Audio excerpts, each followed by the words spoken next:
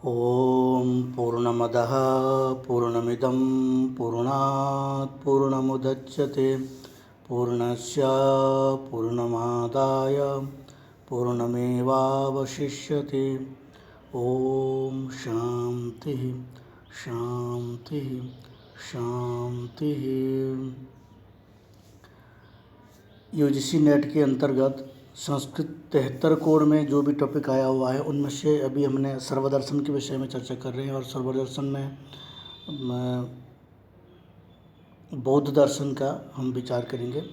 यहाँ पर देखिए जो हमारे पाठ्यक्रम है, पाठ्यक्रम में शून्यवाद केवल आया हुआ है उसमें, ठीक है, शून्यवाद है इसके ऊपर आया हुआ है। परंतु जब तक हमें संपूर्ण दर्शन की ज्ञान नहीं होगी तब तक हमें उसमें भी विभाग करना बड़ी कठिनाई होगी। इसलिए केवल शून्यवाद को पढ़ने की अपेक्षा शून्यवाद के अतिरिक्त जो भी टॉपिक है बौद्ध दर्शन में उन सबको पढ़ना बहुत ही आवश्यक है। क्योंकि मैंने आपको पिछले जो हमने पढ़ा था शादवाद या फिर जैन मत, जब हम पढ़े थे जैन दर्शन के बारे में, तो वहाँ पर मैंने आपको क्वेश्चन भी दिखाया था कि इस तरह के क्वेश्चन आते हैं, यानी कि सबसे मिला जुला क्वेश्चन आते हैं, ठीक है।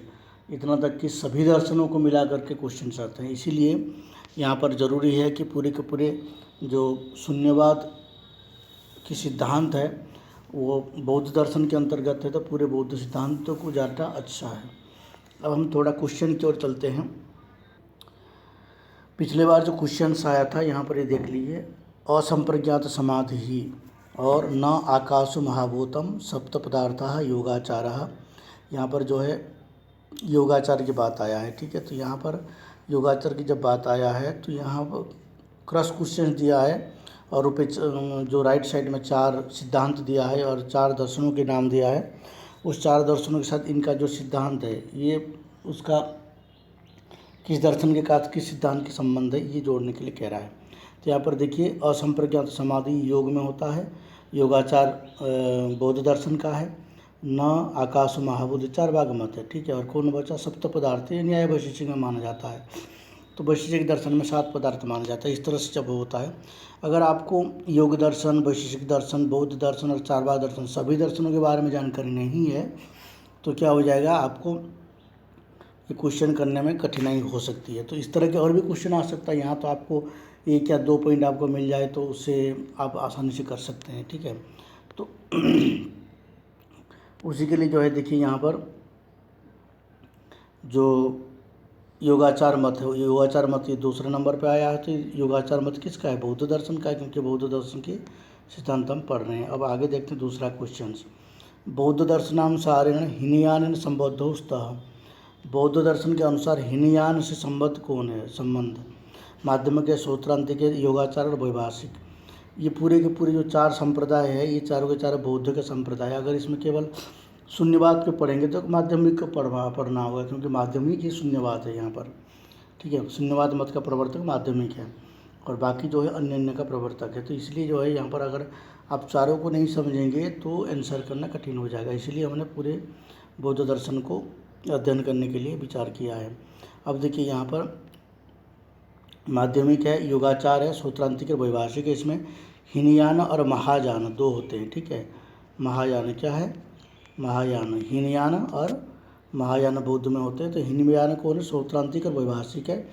माध्यमिक और योगाचार ये महायान में आ जाएंगे। अब मुझे लगता है आपको अब ये जो प्रश्न किस तरह के आते हैं बौद्ध दर्शन में या फिर सर्वदर्शन में, जो बौद्ध सिद्धांत से कैसे प्रश्न आते हैं ये आपको समझ में आ गया होगा। तो यहाँ पर अभी हमने जितना अध्ययन किया बौद्ध दर्शन को, ये सर्वदर्शन संग्रह के अनुसार हमने अध्ययन किया है और यहाँ से ही प्रश्न यात्रा आते हैं। पिछले भी वीडियो में हमने आपको दिखाया था जो आर्हत दर्शन, यानी कि जो हमने जैन दर्शन का अध्ययन किए, उस दर्शन में किस तरह के प्रश्न कहाँ से आए थे वो सब मैंने आपको दिखाया था। तो यहाँ पर भी वही जो संभावना लगती है कि जहाँ से प्रश्न आने का, जिस प्रकरण से, उसको हम आपको अध्ययन कराएंगे। बौद्ध मत में 4 संप्रदाय है, यानी कि 4 भाग में उसको विभक्त किया गया है और वो आप यहाँ देख सकते हैं, माध्यमिक है, योगाचार है, सौत्रांतिक है और वैभाषिक है। इन चारों की मत अलग अलग है, इसलिए ये 4 भाग में विभाग हो गए, ठीक है। अब इसका मत देखिए, यहाँ पर देखिए जो माध्यमिक है वो सर्वशून्यत्व को स्वीकार करता है, सर्वशून्यवाद को स्वीकार करता है। योगाचार जो है बाह्यार्थ शून्यत्व को स्वीकार करता है, और सौत्रांतिक जो है बाह्यार्थ अनुमेयत्व को स्वीकार करता है, और बाह्यार्थ प्रत्यक्षत्व को स्वीकार करता है। कौन है? वैभाषिक। अब इसको एक एक करके हम समझेंगे। भावना चतुष्टय के नाम से यहाँ पर जो है सर्वदर्शन में दिया गया। ते च बौद्ध चतुर्विधया भावनया परम पुरुषार्थ कथयन्ति। ते च माध्यमिक योगाचार श्रोत्रांतिक वैभाषिक संज्ञा भी प्रसिद्धा। बौद्ध यथाक्रमम सर्वम शून्यवादी। ठीक है, ये भी यहाँ पर कहा है। सर्वशून्यत्व, बाह्यार्थ शून्यत्व, बाह्यार्थ अनुमयत्व और बाह्यार्थ प्रत्यक्षत्व बाधान अतिष्ठन्ते। ठीक है, तो ये स्वीकार करते हैं। कौन कौन किस किस को है? सर्वशून्यत्व, बाह्यार्थ शून्यत्व, बाह्यार्थ अनुमेयत्व और बाह्यार्थ प्रत्यक्षत्व। ये क्रम से आप ध्यान रख लीजिए। अब इसको हम एक एक करके अध्ययन करेंगे, क्योंकि किसका मत क्या है, बाह्यार्थ शून्यत्व क्या है, सर्वशून्यत्व क्या है, इसको थोड़ा बहुत हम देखेंगे। इनमें जो 4 संप्रदाय बताया गया, ये अलग अलग आचार्यों ने इसकी प्रारंभ किया था। ठीक है, तो जो पहला है माध्यमिक शून्यवाद है। माध्यमिक शून्यवाद का प्रवर्तक नागार्जुन को माना जाता है। ये दूसरी शती में, इनका काल दूसरी सदी है। तो इन्होंने क्या किया? माध्यमिक कारिका की रचना की, और माध्यमिक कारिका के माध्यम से इन्होंने सर्वशून्यवाद की प्रतिष्ठा की है। ठीक है, अब सर्वशून्यवाद क्या है उसको थोड़ा देखते हैं। जैसे सब कुछ शून्य है। ठीक है, सब कुछ शून्य होना, ये क्या हो गया? ये जो माध्यमिक सिद्धांत का मत है, और ये कहते हैं कि जो भी पदार्थ है वो सब कुछ शून्य है। और बाह्य पदार्थ का शून्य होना, बाह्य पदार्थ का शून्य होना, ये क्या है? योगाचार का मत है। इनकी आचार्यों के भी नाम आता है, तो उसको भी हम अलग से बात करेंगे। अभी केवल हम सिद्धांत की थोड़ा चर्चा कर लेते हैं। चतुष्कोटि होता है इसमें, जो सत, असत, सदसत और असत न अनसत। जो असत भी नहीं है और सत भी नहीं है, इसलिए शून्य कहते हैं। देखो, कोई भी सिद्धांत, जैसे यहाँ बौद्धों के सिद्धांत है, तो बौद्धों के सिद्धांत सर्वशून्य क्यों कहते हैं? जैसे सत है, ठीक है, सत, असत, सत, असत, और उसके बाद सत, असत, उसके बाद आ गया सद, असत। सत असत दोनों है। कोई वस्तु सत हो सकता है, या तो असत हो सकता है, या तो फिर सत असत दोनों हो सकता है। ठीक है, और या फिर सत भी नहीं है और असत भी नहीं है। ठीक है, सत भी नहीं है, असत भी नहीं है। तो ये 4 कोटि होता है। तो ये 4 कोटि से विनिर्मुक्त होता है, 4 कोटि से विलक्षण होता है, तो उसको कहते हैं क्या? अनिर्वचनीय। जो सांकर मत में अनिर्वचनीय को स्वीकार किया जाता है, वो माध्यमिक कारिका के आधार पर ही उन्होंने बौद्ध मतों को भी उन्होंने जो है अनिर्वचनीय, जो शब्द है अनिर्वचनीय, जो प्रक्रिया है उसको स्वीकार किया है कि इन्होंने, शंकराचार्य ने। ठीक है, तो यहाँ पर एक श्लोक आपको मैं दिखाता हूँ। देखिए, न सन्न असन्न सदसन्न चाप्यो नभयात्मकम चतुष्कोटि विनिर्मुक्तम तत्वम माध्यमिका विदु। ये माध्यमिक कारिका का है। चतुष्कोटि विनिर्मुक्तम तत्वम माध्यमिका विदु। माध्यमिका जो माध्यमिक सिद्धांत है, माध्यमिक कारिका जो माध्यमिक शून्यवाद है, उसमें नागार्जुन ने माध्यमिक कारिका में कहा है कि सत से सत नहीं है, असत भी नहीं है, और सदसत भी नहीं है, और सत से भिन्न है, असत से भी भिन्न है। ठीक है, तो इसीलिए उसको क्या कहेंगे? जब इस तरह की है तो उसको कहेंगे क्या? शून्य कहेंगे। जब सत नहीं है, नहीं है तो सत नहीं है, तो वो क्या होगा? कुछ अन्य होगा। असत नहीं है तो भी कुछ अन्य होगा। तो इस तरह से जब सत असत इन सब से विनिर्मुक्त हो जाता है, इससे अलग होता है, तो उसको कह देते हैं, उसको फिर शून्यवाद के नाम से कहा जाता है। ठीक है, उसके बाद देखिए, उसके बाद आता है योगाचार मत। ठीक है, देखिए यहाँ पर ये भी हमने ये कोड भी कर दिया, माध्यमिक पूर्ण असत का को अस्वीकार कर दोनों की सोपाधिक सत्ता मानने वाला माध्यम मार्ग का अवलंबन करते हैं ये। ठीक है, योगाचार मत ये जो माध्यमिक मत है वो किसका प्रवर्तक है? उसका प्रवर्तक कौन है? नागार्जुन है। योगाचार मत का जो आचार्य है, दिंगनाग है, धर्मकीर्ति है, असंग है, ये उनके आचार्य हैं। ठीक है, और इनकी माध्यम से ही ये जो योगाचार मत का प्रचार हुआ। तो यहाँ पर योगाचार मत के बारे में देखिए, योग चित्तवृत्ति की प्रवीणता। जो योगाचार मतावलंबी है वो आलंबन विज्ञान को मानते हैं। आलंबन विज्ञान यानी कि मानसिक स्तर पर जो वृत्ति होती है उस विज्ञान को मानते हैं, ठीक है।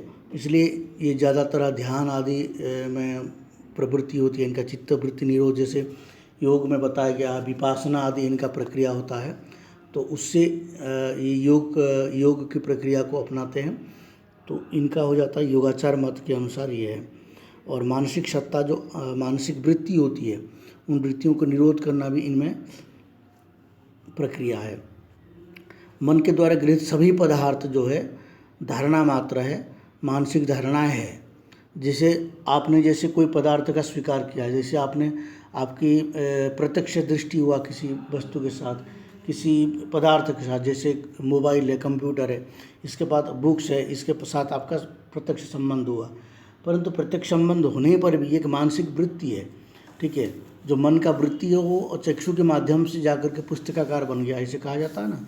तो वही यहाँ पर भी मान के चलिए, और उससे जो है क्या हो गया, मानसिक वृत्ति जो चित्त की वृत्ति है वो वृत्ति ही इसके आकार में आ गया, तो इसलिए उसको कहते हैं आलंबन विज्ञान।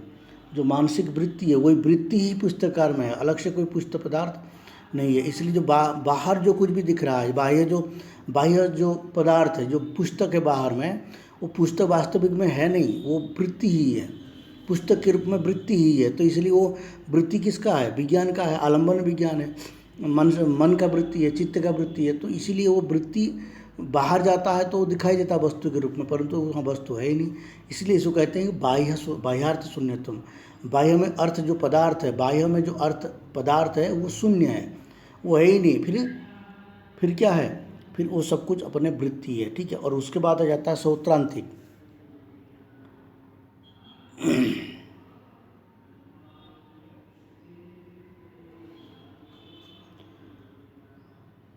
पहले जो ये दो संप्रदाय हो गया, माध्यमिक और योगाचार, ये दोनों को क्या कहते हैं, महायान कहते हैं, ठीक है, महायान संप्रदाय से। और सौत्रांतिक और वैभाषिक ये हीनयान से माने जाते हैं। सौत्रांतिक और वैभाषिक ये हीनयान कहा जाता है इनको, ये ध्यान रखिए। आप चाहे तो इसको नोट कर लीजिए, जो भी हम बातें कह रहे हैं पेन पेपर साथ में रखिए और इसको नोट करते जाइए, तो आपको ये सुविधा रहेगा कभी भी देखने के लिए, ठीक है। हर बार आपको वीडियो देखने के लिए समय नहीं मिलेगा, तो आप नोट से उसको फिर देख सकते हैं, और खाली टाइम में आप वीडियो भी चला के सुन सकते हैं।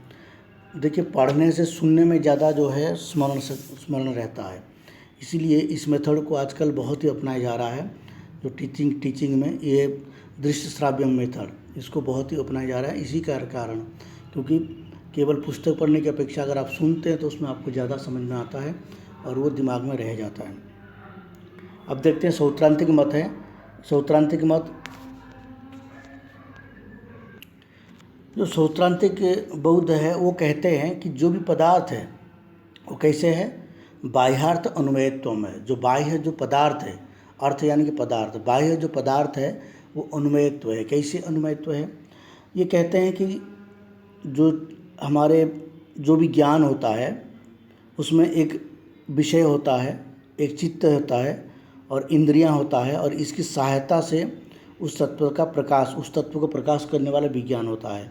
तो विज्ञान को ये ज्ञान होता है, विज्ञान को ज्ञान हो जाता है कि ये विषय, चित्तवृत्ति और इंद्रियां के माध्यम से विज्ञान को ज्ञान होता है। तो ये जो चार की अपेक्षा रखती है विज्ञान के लिए, ज्ञान के लिए, तो ये सब परस्पर मिल करके एक उत्पन्न विचार होता है। मन के अंदर एक उत्पन्न विचार होता है, बुद्धि में या फिर विज्ञान में एक विचार होता है कि ये सारे जब मिल जाते हैं, जैसे प्रत्यक्ष कोई वस्तु दिख गया, चित्तवृत्ति गई इंद्रियों के माध्यम से, और इसके माध्यम से एक क्या किया गया, एक प्रतिबिंब बन गया, ठीक है। तो इन सब के माध्यम से जब ये सब होता है तो वो पदार्थ क्या हो जाता है, पदार्थ का अनुमान करता है कि ये पदार्थ ये है। जैसे आपने एक पुस्तक को देखा और पुस्तक को देखते ही आपको जो है उसका आकृति चित्तवृत्तियों के माध्यम से हुआ ये, इसलिए जो है वो पदार्थ पुस्तकाकार हो गया। तो ये अनुमान किया गया, ना कि ये प्रत्यक्ष हुआ। ये कहते हैं प्रत्यक्ष नहीं हुआ, वो प्रत्यक्ष जैसे लगा, परंतु उसको अनुमान किया गया। कहाँ पर, मानसिक स्तर पर, बुद्धि में अनुमान किया गया, ठीक है। तो इसलिए जो है बाह्य पदार्थ का अनुमेयत्व ये स्वीकार करते हैं। बाह्य पदार्थ का अन्वयत्व स्वीकार करते हैं। इनको विचारों की अनुकृति भी कहा जाता है, ठीक है। तो इसीलिए जो है जो ये सारे पदार्थ है वो वर्तमान सत्ता वाले होते हैं, ये आगे भी नहीं होते, इसे कहा जाता है, ठीक है। उसके बाद सूत्रांत के बाद बात आते हैं वैभाषिक मत। जो वैभाषिक मतावलंबी है, बौद्ध वैभाषिक है, वो कहते हैं कि कोई भी वस्तु अनुमान करना है तो अनुमान करने के लिए भी उसका प्रत्यक्ष होना जरूरी है, ठीक है। पहले कहीं ना कहीं जो है उसका प्रत्यक्ष हुआ होगा, तभी जाकर उसका अनुमान कर सकते हैं। इसलिए प्रत्यक्ष ज्ञान आवश्यक है। इसलिए बाह्यार्थ प्रत्यक्षत्व में स्वीकार करते हैं। क्या स्वीकार करते हैं? बाह्यार्थ प्रत्यक्षत्व स्वीकार करते हैं। कौन? वैभाषिक।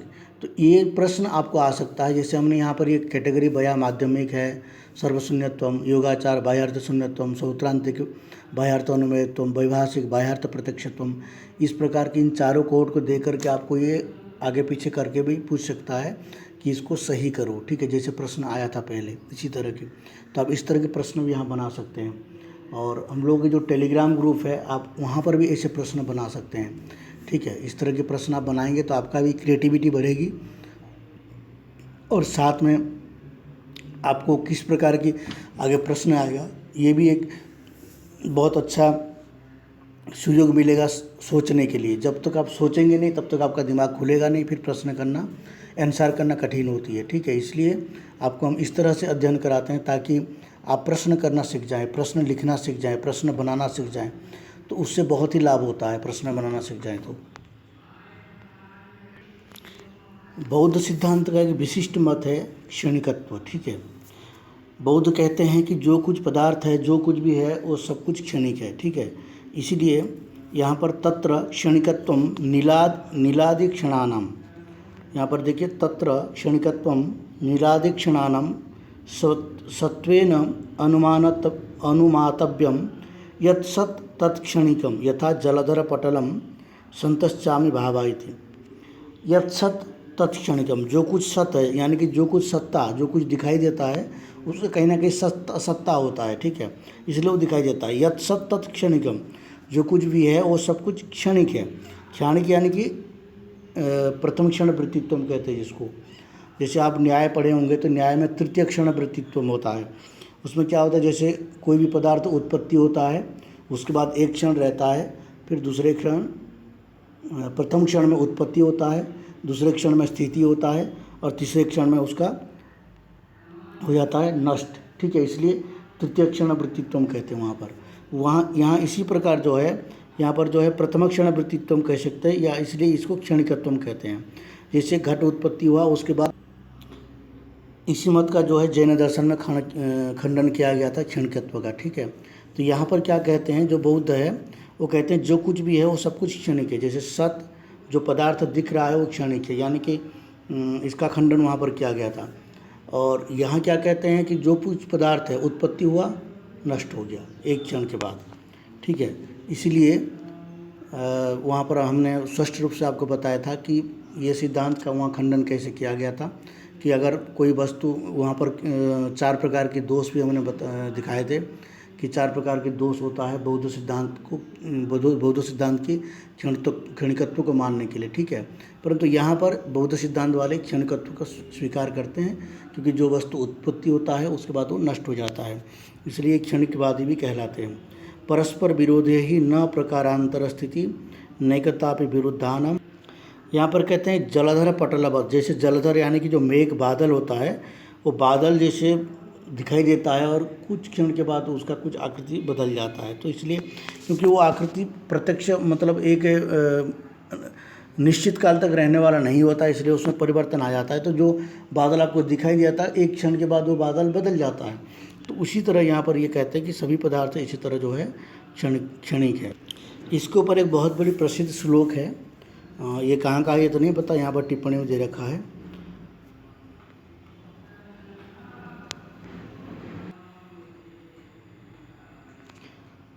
मुख्यो माध्यमिको विवर्तमखिलं शून्यस्य मेने जगत् योगाचारमते तु सन्ति मतयस्तावदेव तासां विवर्तोऽखिलः अर्थोऽस्ति क्षणिकस्त्वसावनुमितो बुद्धेतिशो ज्ञान्तिक प्रत्यक्षं क्षणभङ्गुरं च सकलं वैभाषिको भाषते।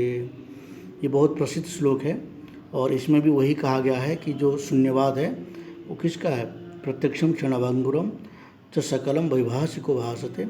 ऐसे जो बौद्ध वैभाषिक मत वाले हैं वो प्रत्यक्ष और क्षणभंगुर भी मानते हैं। जो वस्तु प्रत्यक्ष है तभी तो उसका सत्ता होगा, प्रत्यक्ष नहीं मानेंगे तो सत्ता कैसे होगा, ठीक है। और बाकी यहाँ पर विवर्तम अखिलम माध्यमिक वाले क्या मानते हैं, विवर्तवाद मानते हैं। विवर्तवाद यानी कि जो वहाँ पर बताया गया शून्यवाद जिसको कहते हैं, जो चतुष्कोटि विनिर्मुक्त, चारों कोटि से विनिर्मुक्त है, वो हो गया विवर्तवाद, ठीक है। और शून्य से मैंने जगत कुछ सब कुछ शून्यत्व है, इसलिए वो भी शून्यत्व मानते हैं। युगात्र मते तो संति मते तासाम विवर्तो अखिल अर्थोस्ति क्षणिक त्वसावनुमितो। यहाँ पर ये अनुमान करते हैं कि सौत्रांतिक जो है अनुमान करते हैं, ठीक है, वो बाह्यार्थ अन्वयत्व को स्वीकार करते हैं। इसी तरह से ये बौद्ध मत है। तो इस वीडियो को यहीं एंड करते हैं, आगे इसका दूसरे पार्ट बना देंगे ताकि उसमें और कुछ इम्पोर्टेंट बातें आ जाए और कुछ क्वेश्चन उसके साथ साथ हम ले लेंगे, इसलिए हम इसको यहाँ पर एंड करते हैं। तो उसमें कुछ जो आर्य सत्य है बौद्धों का, उन सब के ऊपर थोड़ा चर्चा करेंगे, और भी जो बौद्ध के आचार्य है उनके ग्रंथ है उसके विषय में चर्चा करेंगे। बहुत इम्पोर्टेंट होगा वो भी, क्योंकि उसमें जो ग्रंथों के नाम आएगा, ऐसे ग्रंथ के नाम अगर पूछा जाता है तो भी उसको जो है परीक्षा में किया जा सकता है, इसलिए उसको हम अलग से बनाएंगे वीडियो, उसमें बहुत इम्पोर्टेंट पार्ट बन जाएगा। यहीं पर वीडियो को एंड करते हैं।